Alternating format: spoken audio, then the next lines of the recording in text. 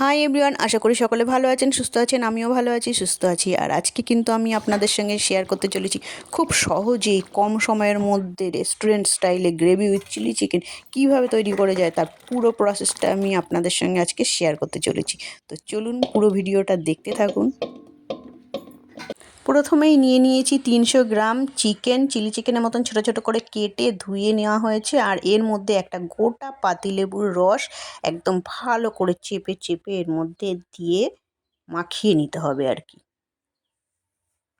আপনারা চাইলে পাতিলেবুর রসের বদলে কিন্তু টক দইও দিতে পারেন, তাহলেও হবে। তো যাই হোক, গোটা পাতিলেবুর রসটা কিন্তু বেশ ভালোভাবে একদম দিয়ে দেওয়া হয়েছে। আর একটা ডিম নিয়ে নিতে হবে, ডিমটাকে ভালো করে আগে ফেটিয়ে নিতে হবে একটা বাটির মধ্যে আলাদা করে। ডিমটা ফাটাতে গিয়ে একটুখানি খোসা আবার ডিমের এর মধ্যে পড়ে গেছে, তো সেটা চামচ দিয়ে তুলে ফেলে দেওয়া হয়েছে। আর এখন পুরো ডিমটাকে বেশ ভালোভাবে একদম ফেটিয়ে নিতে হবে।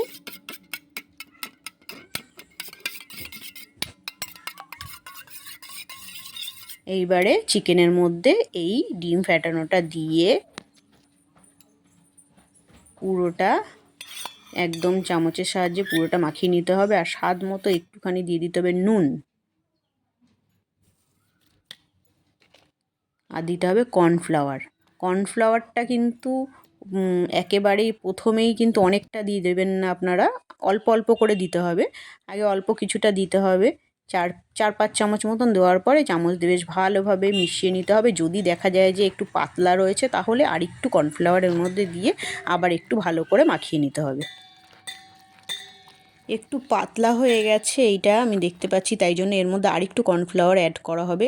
করে বেশ ভালোভাবে চামচের সাহায্যে এটাকে মাখিয়ে নিতে হবে। মাখিয়ে কিছুক্ষণের জন্য কিন্তু এটা ঢাকনা দিয়ে ঢেকে রেখে দিতে হবে। আর মশলার জন্য নিয়ে নিতে হবে আদা, রসুন আর কাঁচা লঙ্কা, এটাকেও পেস্ট করে নিতে হবে। আর নিয়ে নিতে হবে ক্যাপসিকাম আর পেঁয়াজ, একদম ছোট ছোট টুকরো করে কেটে ধুয়ে নেওয়া হয়েছে। আর পেঁয়াজের কিন্তু এক একটা পাপড়ি কিন্তু আলাদা করে নেওয়া হয়েছে, 4 টুকরো করার পরে এই পাপড়িগুলোকে আলাদা আলাদা করে নেওয়া হয়েছে। আর এদিকে কিন্তু শিলনোড়ার মধ্যে মা মশলাটা করে নিচ্ছে, আদা, রসুন আর কাঁচা লঙ্কা। এটা বেশ ভালোভাবে এটা শিলনোড়ায় মিক্স করে নিচ্ছে, একদম বেটে নিচ্ছে আর কি। তো একেবারে পুরো মিহি বাটা হয়নি, কারণ মা বলছে যে এত চিলি চিকেন এত মিহি না বাটলেও হবে। লঙ্কাটা একটু মানে রয়েছে, একটু একটু রয়েছে, দেখা যাচ্ছে খোসাগুলো দেখা যাচ্ছে, পুরো মিহি হয়নি, তাও চলবে এরকম। তো এইবারে প্রথমে চিলি চিকেনটা কিছুক্ষণ ঢেকে রাখা ছিল, এখন তেলটা গরম করে এবারে চিকেনগুলো একটা একটা করে ভেজে নিতে হবে পকোড়ার মতো করে। খুব কড়া ভাজলে হবে না, কিন্তু এটা মিডিয়ামভাবে ভাজতে হবে। হালকা যখন কালার চলে আসবে তখন এগুলোকে নামিয়ে নিতে হবে। আর একবারে পুরোটা দিয়ে ভাজলে হবে না, কিছুটা অল্প অল্প করে দিয়ে দিয়ে ভাজতে হবে। যখন ওটা হয়ে যাবে একটা প্লেটের মধ্যে হোক বাটির মধ্যে হোক নামিয়ে নিয়ে আবার যেটা বাকি চিকেন রয়েছে সেগুলোকেও এবারে ওরকম করে অল্প অল্প করে একটা একটা করে ভেজে ভেজে নিতে হবে।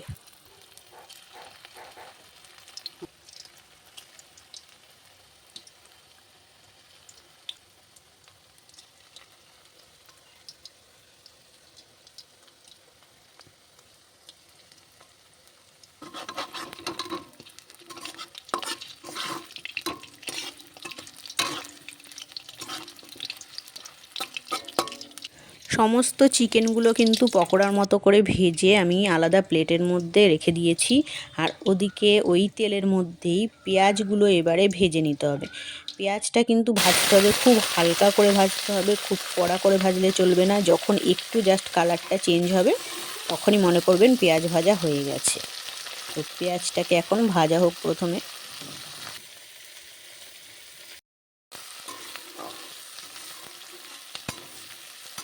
পেঁয়াজটা কিন্তু হালকা করে ভাজা হয়ে গেছে, এর কালারটা হালকা চেঞ্জ হয়ে গেছে। এখন এর মধ্যে দিয়ে দিতে হবে ক্যাপসিকাম।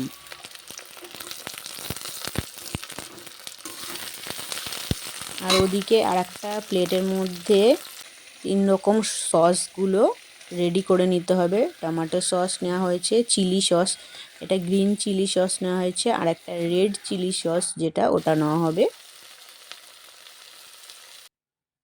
3 রকম সস নিয়ে নেওয়া হয়েছে। আর ওদিকে ওগুলো কিন্তু হালকা করে ভাজা হয়ে গেছে। এর মধ্যে এখন 1 ঢাকনা সয়া সস নিয়ে নেওয়া হলো। 1 ঢাকনা এর মধ্যে মিনিমাম 2 চামচ সয়া সস রয়েছে।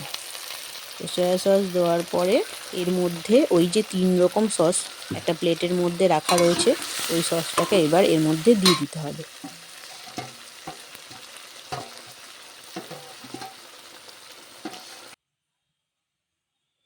আর দিয়ে দেওয়া হলো বেটে রাখা যে মশলাটা ছিল সেটা। এই সমস্ত কিছুকে এখন একসঙ্গে একটু কষাতে হবে হালকা করে।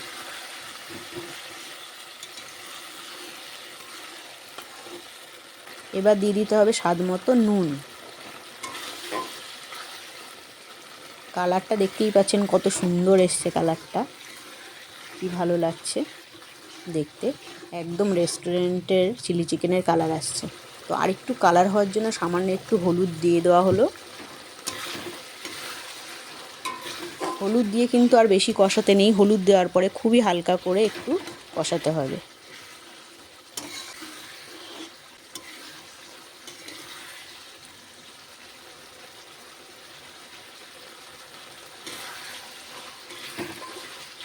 এবারে এর মধ্যে দিয়ে দিতে হবে একটু জল। জলের পরিমাণটা একটু বেশি দেওয়া হবে, কারণ এটা গ্রেভি উইথ চিলি চিকেন, তাই জন্য গ্রেভির পরিমাণটা একটু বেশি হবে, তাই এটার মধ্যে একটু জল দিয়ে দেওয়া হলো। আর এখন কিন্তু এর মধ্যে ওই যে ভেজে রাখা চিকেন পকোড়াগুলো ছিল, ওগুলো কিন্তু এবার এর মধ্যে দিয়ে দিতে হবে। দেখতেই পাচ্ছেন জলের পরিমাণটা কিন্তু একটু বেশি আছে। এটা পরে ঠিক হয়ে যাবে, এতটা জল আর থাকবে না, কারণ চিকেন দেওয়ার পরে কিন্তু এটা ফোটাতে হবে বেশ ভালো করে। তারপরে কর্নফ্লাওয়ারও পড়বে এর মধ্যে, তাহলে এই যে এই পাতলা যে ঝোল ভাবটা রয়েছে এরকম আর থাকবে না, ওটা তখন একটু থিকনেসটা আর একটু গাঢ় হয়ে যাবে আর কি। ঝোলটা ফুটে গেলে কিন্তু চিকেনগুলো দিতে হবে। এই যে ঝোলটা টকবক করে ফুটছে, এখন এই চিকেন পকোড়াগুলো এর মধ্যে দিয়ে দিতে হবে। চিকেন পকোড়াটা দেওয়ার পরেও কিন্তু বেশ ভালোভাবে আবার এটাকে ফোটাতে হবে।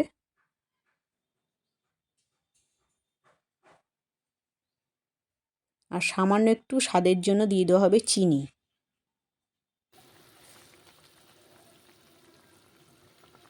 খুব সুন্দরভাবে ফুটছে, আর ওদিকে কর্নফ্লাওয়ারটা একটু জলে গুলে রেডি করে নিতে হবে। তো এখানে নিয়ে নেওয়া হয়েছে 2 চামচ থেকে 2.5 চামচ কর্নফ্লাওয়ার, আর এর মধ্যে দিয়ে দিতে হবে 1 কাপের থেকে একটু কম জল, ওই হাফ কাপের থেকে একটু বেশি জল দিয়ে এটাকে একটু গুলে নিতে হবে। আর দিয়ে দিতে হবে এখন এই ঝোলের মধ্যে কর্নফ্লাওয়ারটা দেওয়ার পরে আপনারা দেখে বুঝতেই পারবেন যে এটার কিন্তু সেই পাতলা ভাবটা থাকে না। কর্নফ্লাওয়ার দিলে কিন্তু ঝোলটা হয়ে যায় একটু গাঢ় টাইপের, একটু ঘন হয়ে যায় ঝোলটা।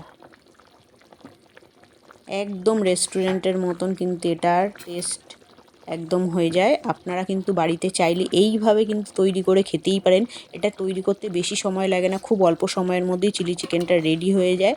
আর যদি আপনারা গ্রেভিটা এতটা না চান, তাহলে পরে কিন্তু এই যে জলের পরিমাণটা কম দেবেন, হ্যাঁ, তাহলেই দেখবেন যে এটা এতটা মানে গ্রেভি হবে না, তখন আর একটু মানে গ্রেভি কমে যাবে।